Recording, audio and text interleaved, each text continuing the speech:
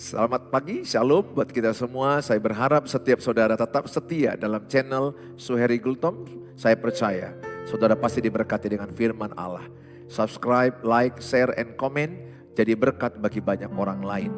Banyak orang yang putus asa, banyak orang yang kepahitan, banyak orang yang menderita, banyak orang susah, banyak orang sakit. Mereka membutuhkan Tuhan Yesus. Mereka membutuhkan firman Allah. Lewat tayangan channel Suheri Gultom yang saudara subscribe, like, and share, and comment. Bagikan ke orang lain. Percayalah, saudara sudah terlibat dalam penyebaran firman Allah. Mari kita masuk ke dalam hadirat Tuhan.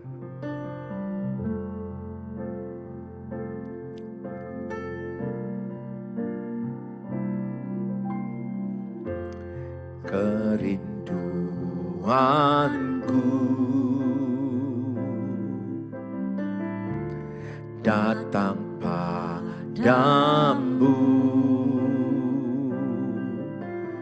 Allah mulia mawar saron ku cinta.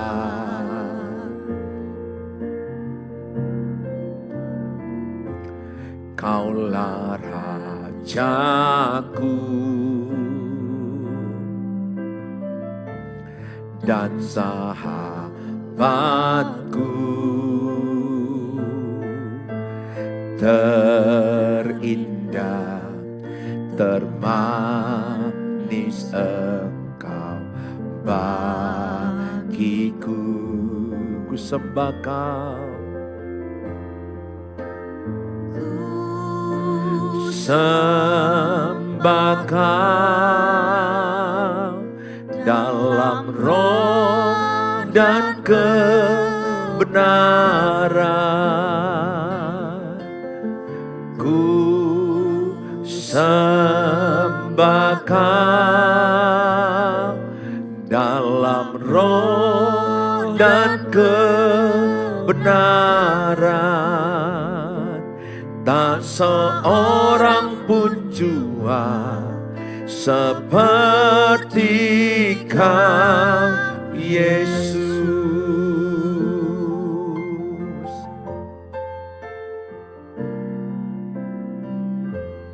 Kerinduanku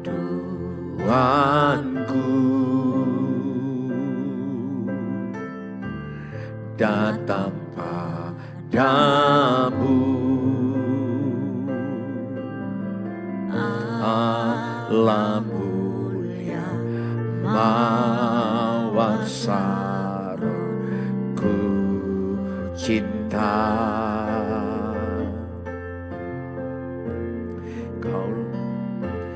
Kaulah Rajaku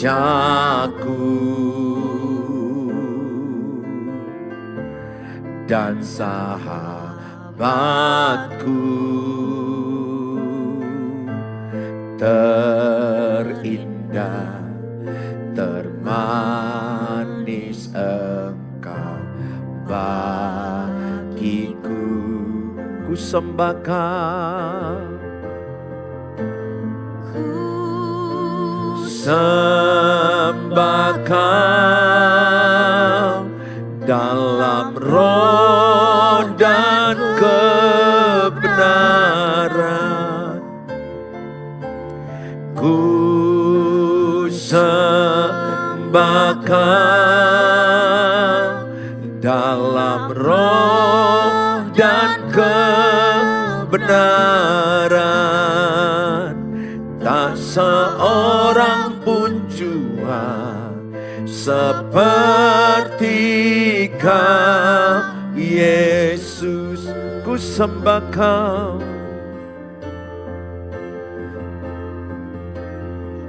ku sembah Kau dalam roh dan kebenaran.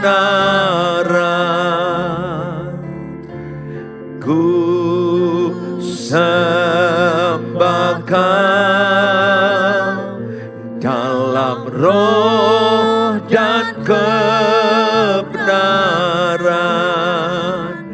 Tak seorang pun jua seperti Yesus. Tak seorang pun jua seperti Kau Yesus.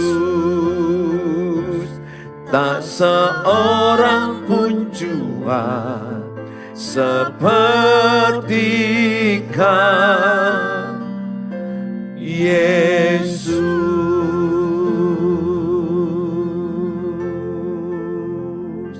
Segala pujian dan syukur bagimu. Kami bersyukur. Segala pujian, segala syukur. Tak seorang pun yang seperti Engkau. Tak seorang pun yang seperti Engkau. Engkaulah Raja, Engkaulah satu-satunya.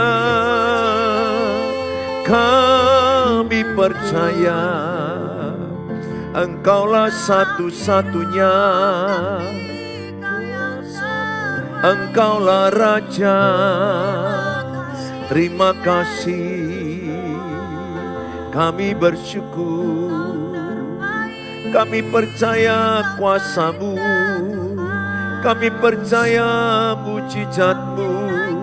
Kami percaya Engkau sedang bekerja. Kami percaya indah pada waktunya. Kami percaya indah pada waktunya. Terima kasih Tuhan. Segala pujian, segala hormat, berkatilah yang menyaksikan, yang lemah dikuatkan, yang sakit disembuhkan, yang miskin diperkaya, yang bodoh diberi kepintaran, yang putus asa diberi semangat baru. Terima kasih. Terima kasih Tuhan. Segala pujian dan syukur bagi-Mu Tuhan. Kau Tuhan yang selamatkanku. Terima kasih Yesus.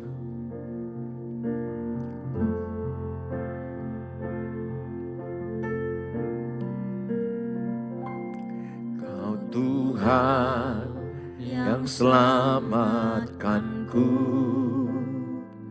Terima kasih Yesus. Kau Tuhan yang pulihkanku. Terima kasih.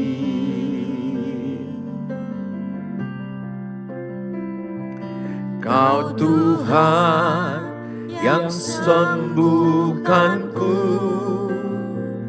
Terima kasih Yesus. Kau Tuhan memberkatiku. Terima kasih. Segala pujian dan syukur.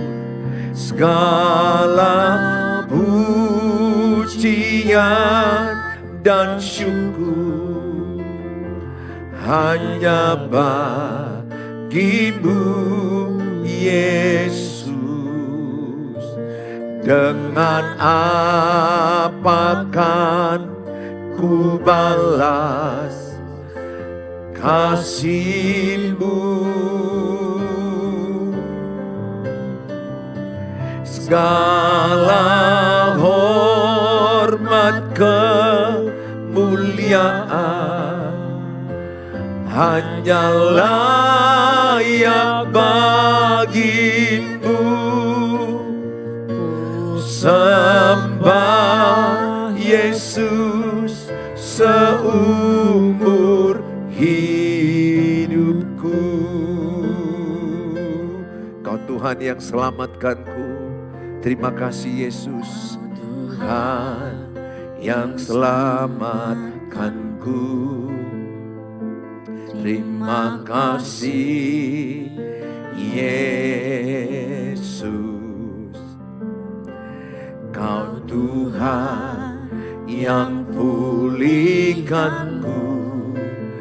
Terima kasih.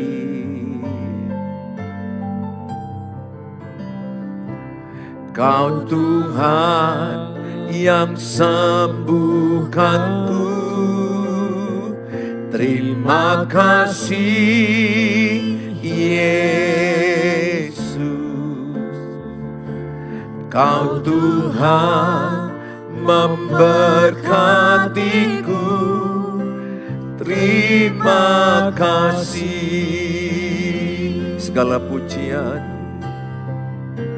segala pujian dan syukur hanya bagimu Yesus. Dengan apa kan ku balas kasih-Mu? Segala hormat kemuliaan hanyalah yang bagimu. Ku sembah Yesus seumur hidupku. Bapa di sorga, dalam Tuhan Yesus kami terima firman Allah. Amin. Saudara yang saya kasihi, hari ini saya memberi tema, buanglah kepahitan. Jangan mau tinggal dalam kepahitan. Setiap kita pasti pernah terkecewakan, pernah terluka, pernah disakiti, dikhianati, dibuat orang tidak adil, diperlakukan tidak adil. Tapi firman Tuhan katakan, buanglah kepahitan. Di dalam kitab Efesus 4 ayat 31 sampai 32. Segala kepahitan, kegeraman, kemarahan, pertikaian, dan fitnah hendaklah dibuang dari antara kamu. Demikian pula segala kejahatan. Tetapi hendaklah kamu ramah seorang terhadap yang lain, penuh kasih mesra dan saling mengampuni. Sebagaimana Allah di dalam Kristus telah mengampuni kamu. Efesus 4 ini suratan Rasul Paulus kepada jemaat Efesus. Sebagai manusia baru, tanda-tanda manusia baru. Orang yang sudah menerima Tuhan Yesus di hatinya. Tidak boleh tinggal dalam kepahitan. Keluarga-keluargaku yang ada di sosial media, di YouTube, di TikTok, dimanapun engkau berada. Pesan Alkitab hari ini, buanglah kepahitan. Siapapun yang menyakitimu, mengecewakanmu, pastilah itu adalah orang-orang yang terdekat dengan kita. Yang menyakiti kita, yang mengecewakan kita bukan orang jauh. Yang sering membuat tekanan mental, kena mental, yang menjadi tersakiti, itu adalah orang-orang yang dekat dengan kita. Ya kalau suami ya istrinya, ya istri ya suaminya, keluarga mertua, bertetangga, atau teman-teman gereja, teman tempat kerja. Cerita apapun yang menyakiti kita, Tuhan katakan jangan tinggal dalam kepahitan. Buanglah kepahitan. Ketulis dalam captionnya, saya buang kepahitan. Ya, katakan saya buang kepahitan. Setiap kita pasti pernahlah sakit hati ya, kecewa, tersakiti. Tapi kita gak boleh tinggal dalam kesakitan itu terus. Kita gak boleh tinggal dalam kepahitan itu. Kita harus mengambil keputusan untuk mengampuni. Ingat, mengampuni itu adalah perintah Tuhan. 1 Yohanes 4 ayat 21. Inilah perintah Tuhan, ampunilah sesamamu sebagaimana Tuhan mengampunimu. Kasihilah sesamamu sebagaimana Tuhan mengasihimu. Jadi mengampuni, mengasihi itu perintah Tuhan. Artinya apa? Kalau aku tidak mengampuni, maka ada akibatnya, dosaku tidak diampuni. Jadi pesan saya kepada saudara, Bapak Ibu yang saya kasihi, jangan mau tinggal dalam sakit hati. Sakit hati itu sampah. Saya juga pernah mengalami disakiti orang, dikecewakan orang. Ya, pernah. Tentu itu tidak enak ya, sakit hati itu kalau kita jumpa dengan dia pasti nggak enak. Karena masih ada di hati kita nggak enak, tersakiti, terkecewakan.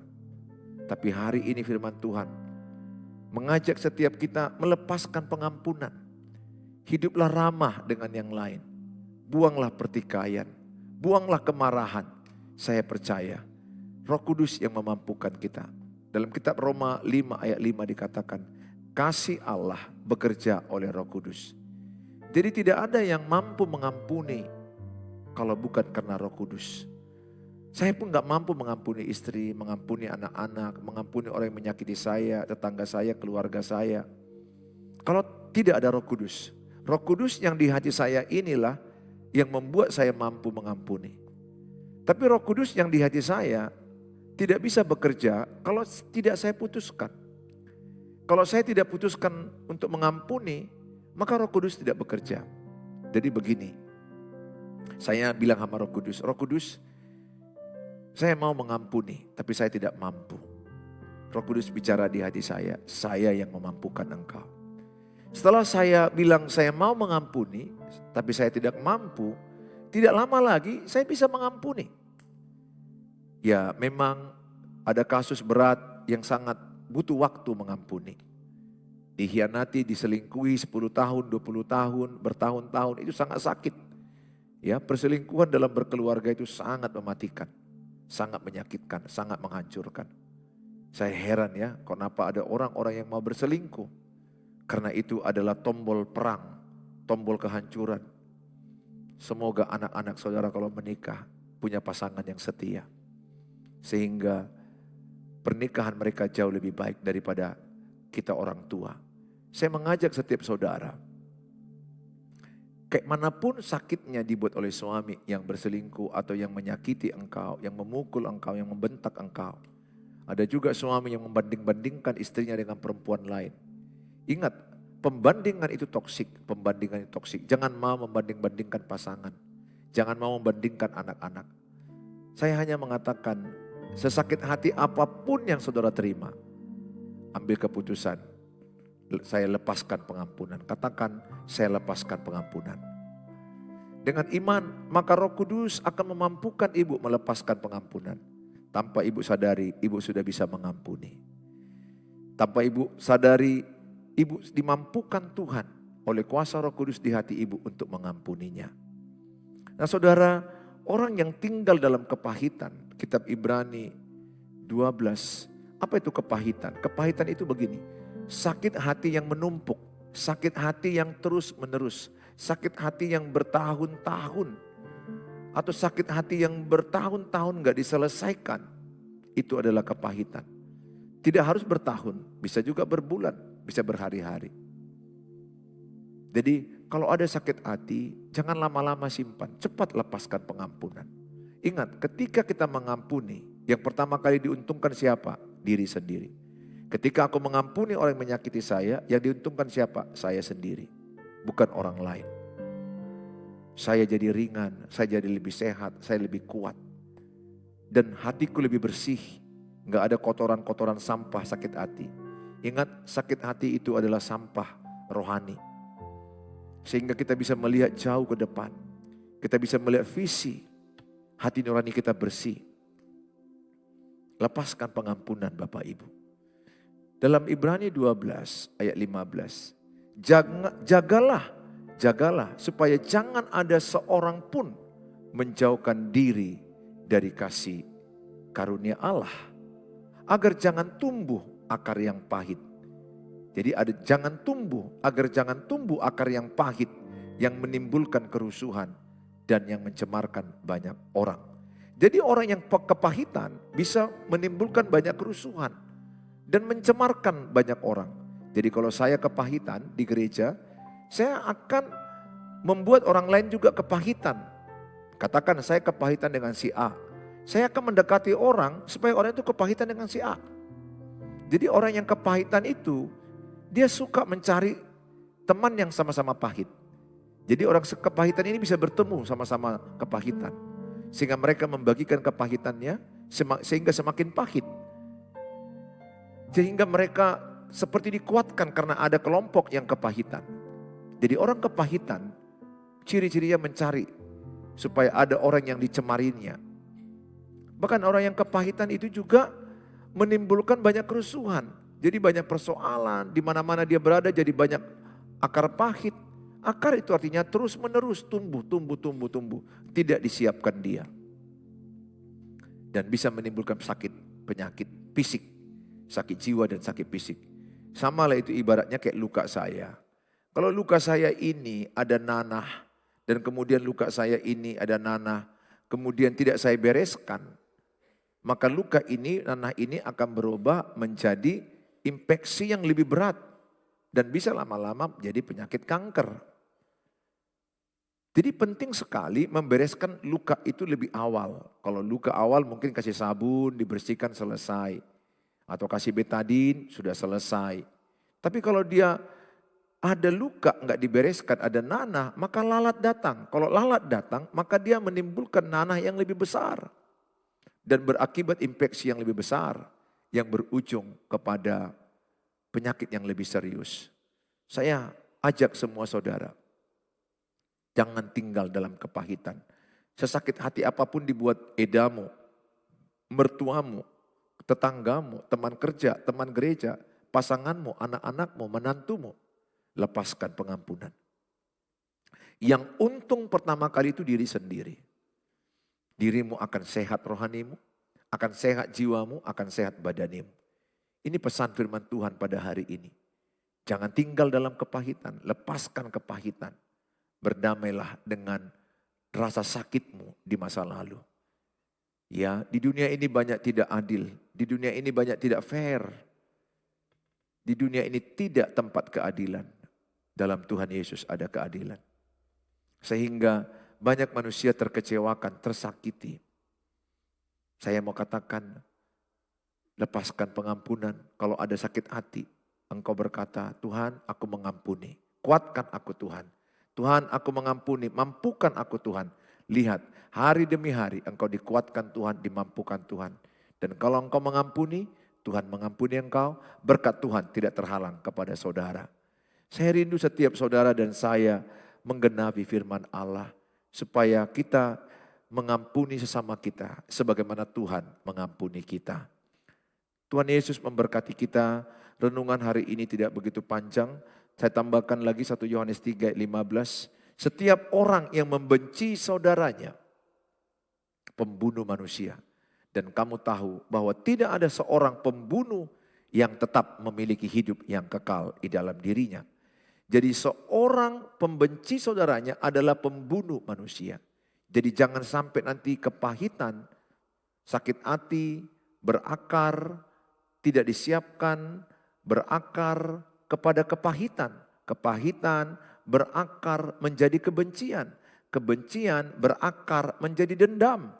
Dendam berakar menjadi geram dan menghasilkan pembunuhan. Dan akibatnya menghasilkan dosa yang sangat mengerikan. Bisa membunuh orang lain. Pesan saya sama saudara, saudara boleh menjaga jarak dengan orang yang toksik. Orang yang mungkin menyakiti saudara itu tidak salah jaga jarak. Karena mungkin sifat dia itu, kata-kata dia itu, dia gak mau pilih. Sehingga kata-kata itu selalu dia pilih yang beracun. Ada orang yang suka memilih kata-kata beracun. Jauhi. Dekatilah orang-orang yang mensupport engkau. Dekatilah orang-orang yang mendukung kemajuanmu. Mendukung perubahan hidupmu. Jauhi orang-orang yang suka memberikan kata-kata yang menawarkan hatimu, yang menyakiti hatimu. Saudara yang kecuali itu pasanganmu ya, pasangan gak bisa dijauhi, anak-anak gak bisa dijauhi. Itu udah keluarga yang harus bersatu, hadapilah dengan Tuhan, minta hikmat. Nah saudara yang saya kasihi, jangan sampai jatuh kepada kebencian. Kebencian jadi dendam, dendam berakibat geram, dan akibat pembunuhan. Dan berujung kepada hal yang lebih buruk lagi. Saudara yang saya kasihi, dalam 1 Korintus 13 dikatakan ayat 4, kasih itu sabar, kasih itu murah hati, kasih itu tidak cemburu, ia tidak memegahkan diri dan tidak sombong.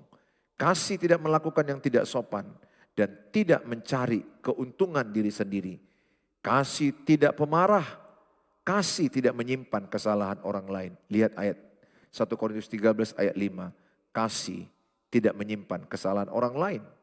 Tulis di caption, saya tidak mau menyimpan kesalahan orang lain.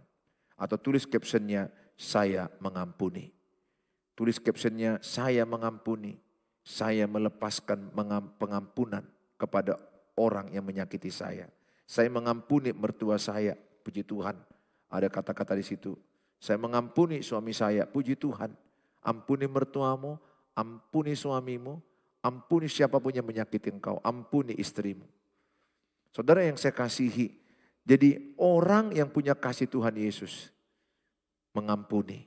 Orang yang punya kasih Tuhan Yesus tidak menyimpan kesalahan orang lain. Saudara, saya banyak menjumpai istri-istri yang tersakiti, ya, suami-suami yang tersakiti sangat banyak sekali. Tetapi saya mau katakan, ingatlah bahwa pasanganmu itu orang yang tidak sempurna.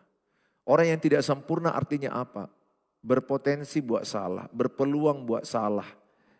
Kalau dia mau minta maaf, ampunilah. Tapi Pak, dia tidak mau minta maaf, ya sudah. Biar Tuhan yang menginsafkan dosanya. Biar Roh Kudus yang menginsafkan dosanya. Kita nggak bisa membuat orang bertobat. Kita nggak bisa membuat orang lain insaf akan dosanya. Jadi bagaimana Pak yang saya lakukan kalau suamiku pergi dengan perempuan lain dan melupakan aku 10 tahun. Saya hanya katakan, ibu jangan fokus kepada suamimu lagi. Fokuskan kepada Tuhan. Serahkan dia kepada Tuhan. Biar itu urusan Tuhan. Tuhan yang bekerja kepada dia. Doakan ia. Dan tetap menabur kebaikan. Kalau dia mana tahu WA, apa kabar mama? Katakan aku baik. Bagaimana kabarmu di sana? Dia jawab baik. Ya enggak salah juga berkata, kenapa tidak pulang ke rumah? Pulanglah ke rumah. Saya dan anak-anak menantikanmu. Kami merindukan papa kembali ke rumah. Tapi jangan toksik, jangan kata-kata buruk, jangan kata-kata negatif. Ajak dia dengan kata-kata baik. Kalahkan kejahatan dengan kebaikan. Roma 12 ayat 21. Ciri anak Tuhan, memberkati musuh, memberkati orang yang menyakiti. Jadi kalau dia sudah jauh, WA yang baik-baik. Papa sudah makan, bagaimana kabarmu di sana? Karena si pelakor yang di sana pun berbuat yang baik-baik. Si pelakor itu menservis, memberi makanan. Kalahkan lagi dengan berbuat yang lebih baik. Memang ini tidak mudah. Tapi kalau mau suami kembali, kalau mau istri kembali, tidak ada jalan lain. Alkitab sudah final berkata, kalahkan kejahatan dengan kebaikan. Sebaliknya kalau kejahatan dibalas dengan kejahatan, yang ada kejahatan kuadrat. Semakin parah, semakin hancur anak-anakmu. Semakin tidak ada harapan bertemu. Percaya, orang benar itu mau mengalah. Anak Tuhan Yesus itu mau mengalah. Sabar. Siapa yang membuat ibu mengalah? Siapa yang membuat ibu sabar? Siapa yang membuat ibu mengampuni? Jawabnya Tuhan Yesus. Tuhan Yesus yang memampukan kita mengampuni. Tuhan Yesus yang memampukan saya sabar. Panjang sabar. Saya berdoa. Ibu sabar, Bapak sabar. Bagian Tuhan, biarlah itu bagian Tuhan. Yaitu menginsafkan dosa, membuat orang bertobat, mengembalikan pasanganmu. Itu bagian Tuhan. Bagian ibu berdoa, beriman, menabur kebaikan. Saya percaya, kalau ini yang Bapak Ibu lakukan, Tuhan akan tolong. Tuhan akan kembalikan pernikahanmu. Tuhan akan selamatkan anak-anakmu. Tuhan selamatkan masa depan keluargamu. Tuhan Yesus memberkati saudara. Saudara yang saya kasihi, bahkan dikatakan orang yang punya kasih Yesus, ia sabar menanggung segala penderitaan. 1 Korintus 13 ayat 7 dikatakan, kasih membuat kita percaya dalam kesusahan pun tetap percaya Tuhan Yesus. Tetap berharap kepada Tuhan Yesus. Dan kasih menutupi segala sesuatu. Ayat 7 terakhir, kasih membuat kita sabar menanggung segala sesuatu. Apakah yang membuat saya sabar? Apakah yang membuat ibu dan bapak sabar? Jawabnya adalah kasih Tuhan Yesus. Kalau ada kasih Tuhan Yesus, ibu akan sabar menghadapi penderitaan. Kalau ada kasih Tuhan Yesus, ibu akan sabar menghadapi mertua dan eda-edamu. Menghadapi suami, menghadapi istri, menghadapi anak-anakmu. Tuhan Yesus memberkati kita semuanya. Mari kita berdoa. Bapa di sorga, dalam nama Tuhan Yesus, kami menyerahkan semua keluarga-keluargaku yang sosial media. Tuhan berkati. Mampukanlah mereka oleh kuasa Roh Kudus membuang kepahitan, membuang amarah, membuang geram, membuang pertikaian. Biarlah mereka rukun damai. Terpujilah Engkau Tuhan Yesus sekarang dan selama-lamanya. Berkati mereka yang menyaksikan tayangan ini. Dalam Tuhan Yesus kami berdoa. Amin. Amin. Sampai ketemu di waktu yang akan datang.